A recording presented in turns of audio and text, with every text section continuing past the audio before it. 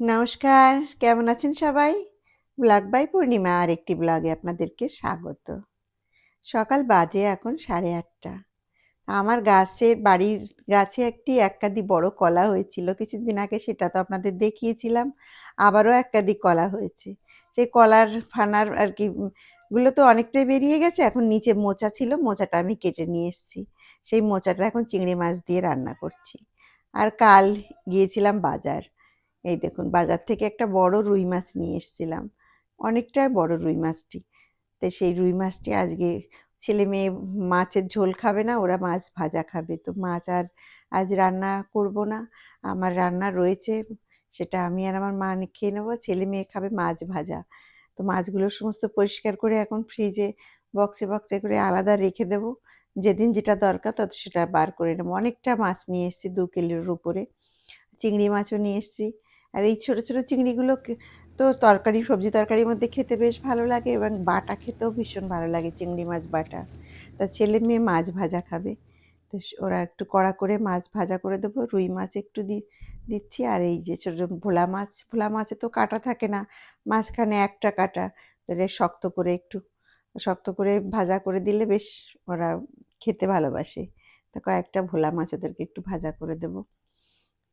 তো আজ আবার আমি একটু বেরোবো, একটু মার্কেটিংয়ে যাব। আজ যাব, অনেক কিছু কেনাকাটি করার আছে। তো তাড়াতাড়ি সকালে রান্নাবান্না একটু শেষ করছি। সমস্ত রান্না আমার হয়ে গেছে। ছেলেমেয়েদের জন্য গরম গরম একটু মাছ ভাজা করে দিলাম। এদের এরকম শক্ত করে মাছ ভাজা করে দিলে বেশ ভালো খায়। তো ছেলের আর মেয়ের জন্য মাছ ভাজা, মায়ের আর আমার জন্য পাতলা মাছের ঝোল করেছি চারাপোনা দিয়ে। আর এই যে মাছের টক, ছোট মাছের টক, আর পেঁয়াজ কালি দিয়ে ছিম ভাজা করেছি। তো আজ আমি চলে এসেছি এখন আদি অক্ষয়। এটা ট্রায়াঙ্গুলার পার্ক। এখান থেকে আজ আমি বেনারসি কিনবো। আমার দিশামনার বিয়ে, ছোট মনার বিয়ে, এখানে চলে এলাম। আর এখানে এলে মানে এত সুন্দর কালেকশন এদের।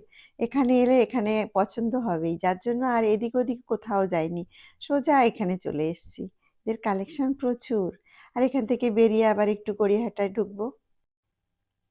এখানে এখানে কালেকশন এত সুন্দর, এলেই পছন্দ হয়ে যাবে, যার জন্য এদিক ওদিকে আর কোথাও যাইনি, সোজা চলে এসেছি। বাহ, কি সুন্দর এই লেহেঙ্গাটা!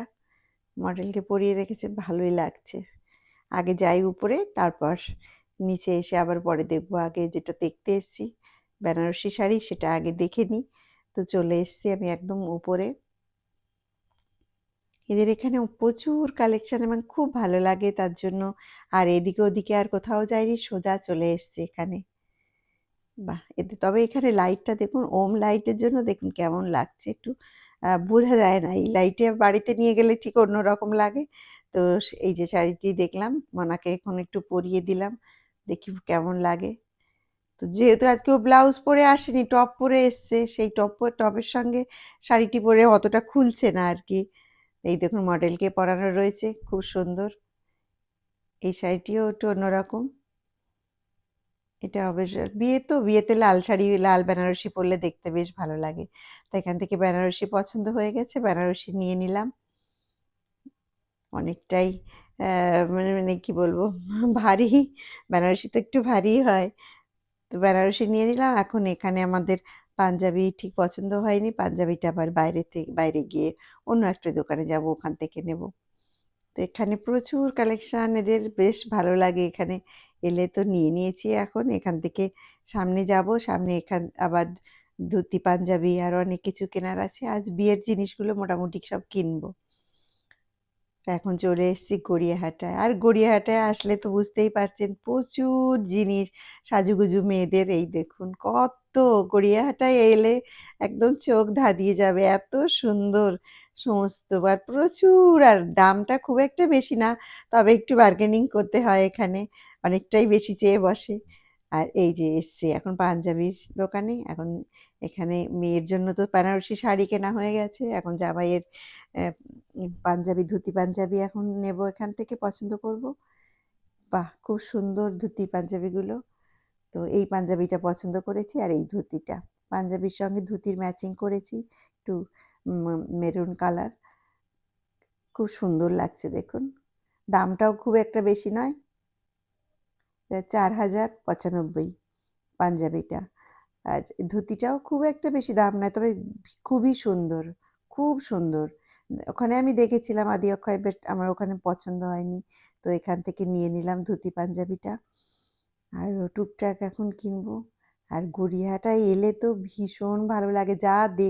মানে যেদিকে তাকাবেন শুধু দেখুন কত স সাজুগুজু জিনিস, আর ঘরের সব ঘর সাজানোর জিনিস প্রচুর। এখানে এলে আপনার একদম আর এদিক ওদিক ঘুরতেই হবে না। তো এখানে একটু পিলো কভার কিনবো কয়েকটা, কুশন কভার নেব। এই যে দেখছেন এই কুশন কভারগুলো, এগুলো ৫ পিস ওনারা বলছেন ৬০০ টাকা। আমি ৫০০ টাকা দিলাম। ৫ পিস এখান থেকে এখানে নিলাম, ৫ পিস। এটা খুব পছন্দ হলো। তো ৫ পিস এখান থেকে নিয়ে নিয়েছি। ৬০০ টাকা বলেছিলাম, ৫০০ টাকা দিয়েছি। তো এগুলো নিয়ে এখন যাচ্ছি। গড়িয়াহাটায় প্রচুর দোকান। তবে বাইরে যেসব দোকানগুলো রয়েছে সেগুলোতে কিন্তু একটু দরদাম করতে হয়। আর নানান ধরনের জিনিস এখানে পাওয়া যায়। এখন চলে এসেছি একদম গড়িয়াহাটা মোড়। আমরা সেই বিকাল করে বেরিয়েছি বাড়ি থেকে। এখন অনেকটা ঘুরে ঘুরে সমস্ত জিনিস কিনলাম। এখন খিদেও পেয়ে গেছে। এখন কিছু খাবার খেতে হবে। তো এখন খাবার অর্ডার দেওয়া হয়েছে মোগলাই। এখন মোগলাই মোটামুটি আমাদের এখন সমস্ত কিছু কেনা হয়ে গেছে। এই যে আমাদের ছোট মনা, তিশা মনার জন্যই বেনারসি কিনলাম। তো আজকের মতন ব্লগটি আমি এখানেই শেষ করছি। সুস্থ থাকবেন, ভালো থাকবেন। আমার ব্লগটি ভালো লেগে থাকলে প্লিজ একটি লাইক কমেন্ট করে আমার চ্যানেলটি সাবস্ক্রাইব করবেন, সঙ্গে থাকবেন। আবারও একটি নতুন ব্লগে দেখা হবে।